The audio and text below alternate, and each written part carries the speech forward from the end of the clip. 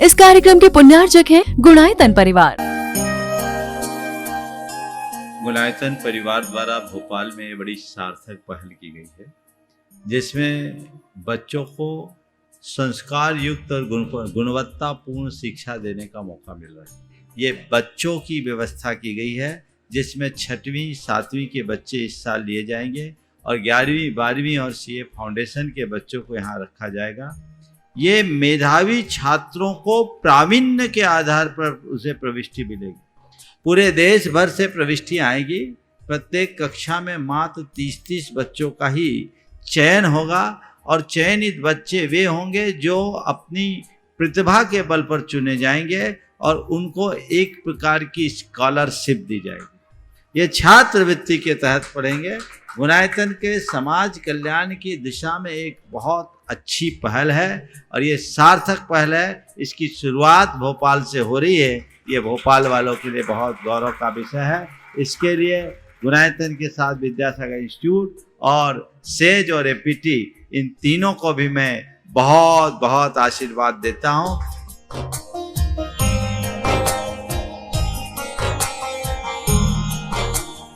एक आदर्श और व्यवस्थित दिनचर्या का लक्ष्य प्राप्ति में बहुत बड़ा योगदान होता है।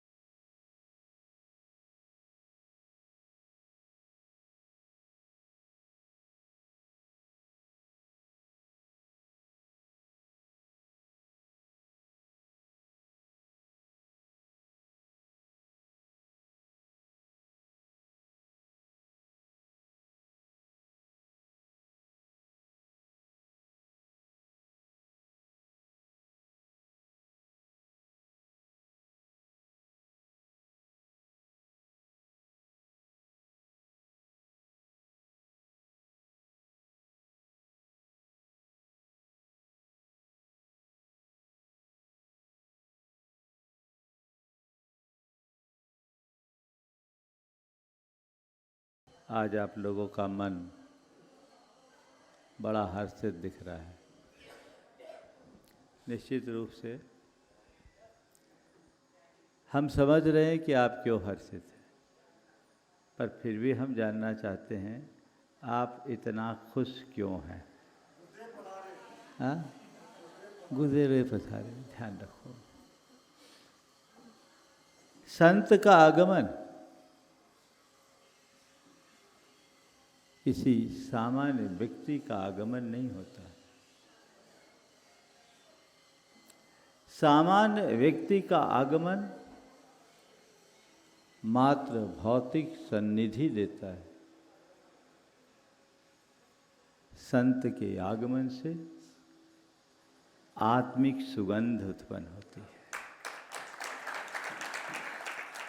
व्यक्ति आता है तो केवल आगमन होता है, संत आते हैं तो पुण्य उतरता है, ऐसा समझना चाहिए। और जिनकी भी संतों के प्रति थोड़ी भी श्रद्धा आस्था है, उनका हृदय संतों के आगमन की बात सुनते ही खिल जाता है। और आप लोगों की चेहरों की खिलावट इस बात का प्रमाण प्रकट कर रही है कि आपके हृदय में संतों के प्रति अगाध आस्था है। हमारे जीवन का भाग्य तरे सौभाग्य से अवसर मिलता है, लेकिन इस अवसर का सदुपयोग महाभाग्यशाली लोग ही कर पाते हैं। हम गुणायतन में आए हैं, लेकिन हमें केवल बाहर के गुणायतन को नहीं देखना, भीतर भी झांक कर देखना है। बाहर गुणायतन हो, अंदर अवगुणायतन हो तो मामला गड़बड़ हो जाएगा। हर किसी को अपने भीतर गुणायतन के निर्माण की आवश्यकता और अपेक्षा है। मुझे बेहद प्रसन्नता है कि गुणायतन अपने अंतिम रूप में आ गया है और अब आपको जिसकी प्रतीक्षा है वो घड़ी बहुत जल्दी साकार होने वाली है। और उसके लिए कमेटी पूरी तत्परता से जुटी हुई भी है। और अब तो मुझे मालूम है वो लोग सब ने पहले ही से कमर कस लिया होगा, क्योंकि पता है अब क्या पता कब क्या दशा बन जाए। कब दशा बन जाए पता नहीं, लेकिन मैं मानता हूँ गुणायतन की निर्माण की प्रक्रिया तो अब पूरी हो ही गई, ऐसा मान करके चलना। और आगामी 18 तारीख को नए गुणायतन की शुरुआत होगी। जीवन का सबसे बड़ा गुण रत्नत्रय है, और जिसने अपने हृदय में रत्नत्रय को प्रकट कर लिया, समझ लेना उसका गुणायतन बन गया।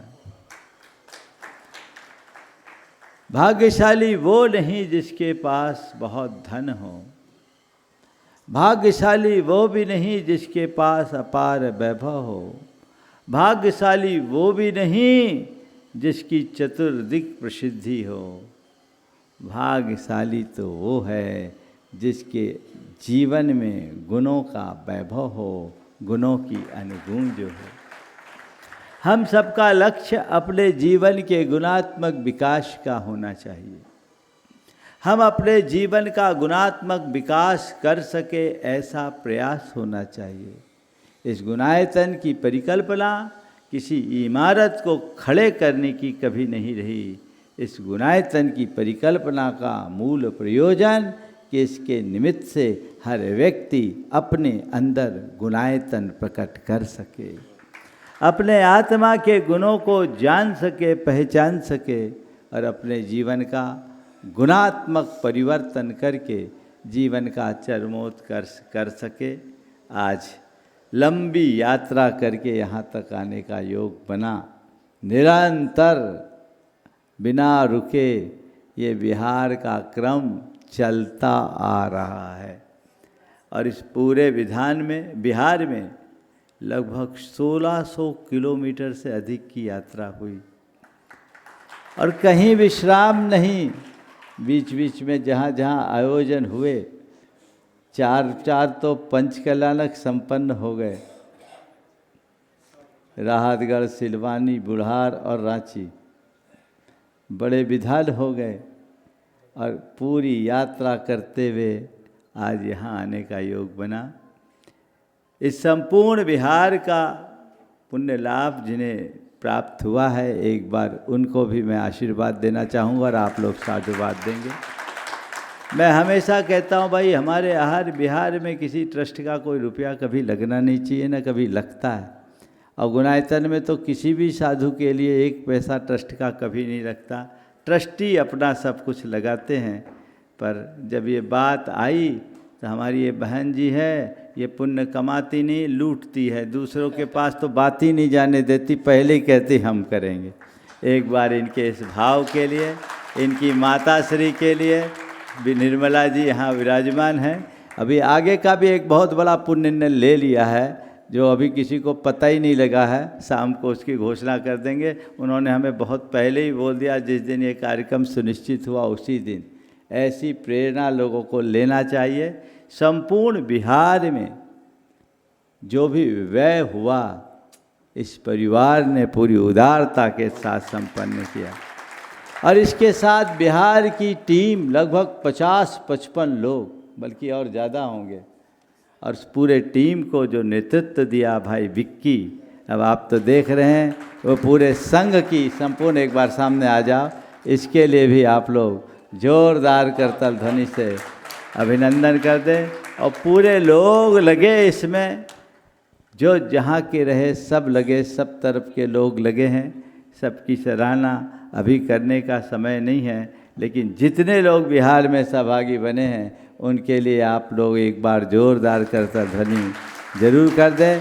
और मैं आपके झारखंड के 2 नाम का उपयोग जरूर करूँगा, उल्लेख करना चाहूँगा, जो साधु सेवा में अपना सर्वस्व अर्पित करते हैं, जिनमें आज उपस्थित है घोटू भाई और संजू भाई साडम गोमिया। इन लोगों ने बहुत बड़ा योगदान दिया। और आपके रांची से बहन चंद्रकला, जो पूरी व्यवस्था में, आहार व्यवस्था में जिनका बड़ा उत्कृष्ट योगदान रहा है। निश्चित इन सब के की बहुत बड़ी भूमिका है। साधुओं का आहार विहार निहार कराना कोई छोटी मोटी बात नहीं है। तन मन धन सब कुछ लगाते हैं तब काम होता है। गांव में आगत साधु का सत्कार करना बहुत सहज है, पर साधुओं के लिए अपना जीवन समर्पित करना बहुत दुर्लभ है। इन लोगों ने वही किया है और एक उच्च आदर्श उपस्थित किया। पूरे बिहार में सबकी इतनी उत्तमोत्तम व्यवस्था इन लोगों ने की है और यहाँ तक ये बिहार हो गया। मैं सभी को आशीर्वाद देता हूँ। गुणायतन हाँ, और सभी को आशीर्वाद देता हूँ। आज आपके यहाँ आगमन हुआ, पूरा गुणायतन पलक पावड़े बिछाए बैठे। इन लोगों का जोर होता तो जाने ही नहीं देते, है ना। लेकिन मुझे पता है अगर हम रुके रहते तो आप भी रुके ही रहते। समझ गए ना। हम रुके रहते तो आप भी रुके ही रहते। हम निकल गए तो आप चल पड़े। समझ गए ना। अब आपकी गति दिख रही है, प्रगति दिख रही है और हम यहाँ से निकले नहीं हैं, गुणायतन का विस्तार करके लौटे हैं। अब गुणायतन गुरुकुल के रूप में परिवर्तित हुआ। आज बहुत सारे परिवार आ गए हैं और आने वाले भी हैं। मैं उन सभी को आशीर्वाद देता हूँ। आप कमेटी अब पूरी तरह से अपने मूल लक्ष्य के लिए तैयार हो जाए। अपने बीच दिनेश जी पापड़ीवाल है, थोड़े खड़े हो जाए। बड़े उदारता के धनी, जिनके सौजन्य से पूरे के पूरे सहस्रकूट का निर्माण हो रहा है, उसके लाभ लेने वाले हैं, ये आज आए हैं। ये भी एक सुयोग है, इनके साथ इनका परिवार भी है। तो मैं सभी को आशीर्वाद देता हूँ कि इसी तरह लगे रहे। अन्य जो लोग भी प्रत्यक्ष अप्रत्यक्ष कार्य करता है उनको आशीर्वाद देता हूँ। और गुणायतन की टीम को ज़्यादा आशीर्वाद इसलिए दे रहा हूँ, पूरी टीम जो यहाँ रह के काम कर रहे हैं। अब भैया कमर कस लो, अब आराम मुश्किल है, समझ गए। और एक बात बोलूं, दुनिया की चीज़ों का निर्माण होता है आराम के लिए, गुणायतन का निर्माण हुआ है राम के लिए, धाम के लिए। अब आराम नहीं, राम और धाम की बात है। बस अब आप सबको लगना है, लग करके जुटना है। पूरे युवा वर्ग को भी अब कमर कस लेना है। बाकी बातें तो शाम को होगी। आज महाराज लोग यहाँ सब ने आगवानी की, आर्यिका संघों ने भी आगवानी की। काफ़ी विलम्ब हो गया, इन लोगों को काफ़ी प्रतीक्षा करनी पड़ी होगी निश्चित। पर आज जो उत्साह का परिचय आप लोगों ने दिया है वो बहुत बहुत प्रशंसनीय है। मधुबन समाज ने भी बहुत अच्छी भागीदारी की है। आप सबसे मैं यही कहूँगा कि अपने हृदय में देव शास्त्र गुरु के प्रति भक्ति भाव को बनाए रखे। यही हमारे जीवन का सार है। आने वाले 2 दिन के बाद जैनेश्वरी दीक्षा का सुयोग बन रहा है। निश्चित ये बहुत अच्छा योग है। और बंधुओं क्या बताऊं, अन्य स्थानों में जाने पर केवल वहाँ के श्रावकों में उत्साह होता है, पर शिखर जी जब जब आते हैं हमारे मन में भी उत्साह होता है। आने वाले साधुओं के मन में भी उत्साह। ये तीर्थ धाम है, ये पुण्य धाम है। और साधुओं के आने पर सामान्य धरा भी तीर्थ बन जाती है। और तीर्थ धाम पर यदि साधुओं का आगमन हो तो फिर सोने में सुगंध जैसी बात हो जाती है।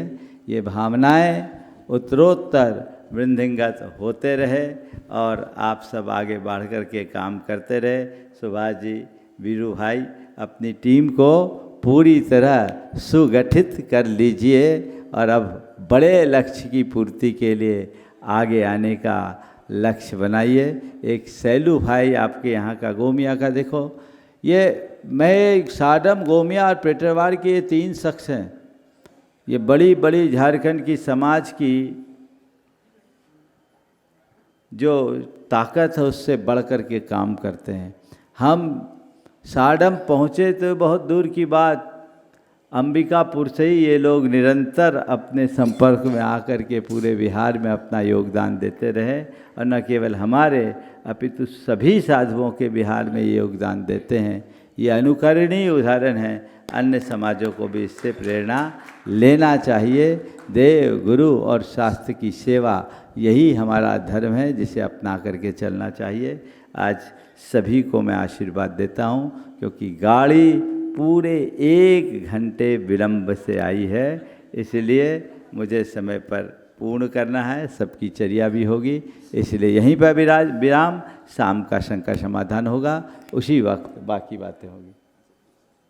आज अपने बीच आचार्य गे सागर जी महाराज, जो पहले अनिल भैया थे, रांची में रहते थे, निरंतर बहुत सेवा की इन्होंने अपने गृहस्थ अवस्था में, पूर्व अवस्था में।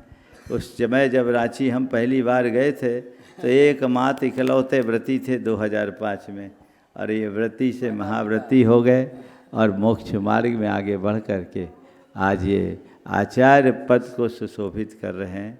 निश्चित आज इन्होंने आगवानी करके अपना बड़ा स्नेह भाव प्रकट किया। इन्हें देखकर सारी पुरानी स्मृतियाँ ताज़ी हो गई। अन्य महाराज लोग भी हैं, उन सब ने भी जो भाव भक्ति प्रकट किया है, मैं उन सब की बहुत बहुत सराहना करता हूँ। ओम शांति।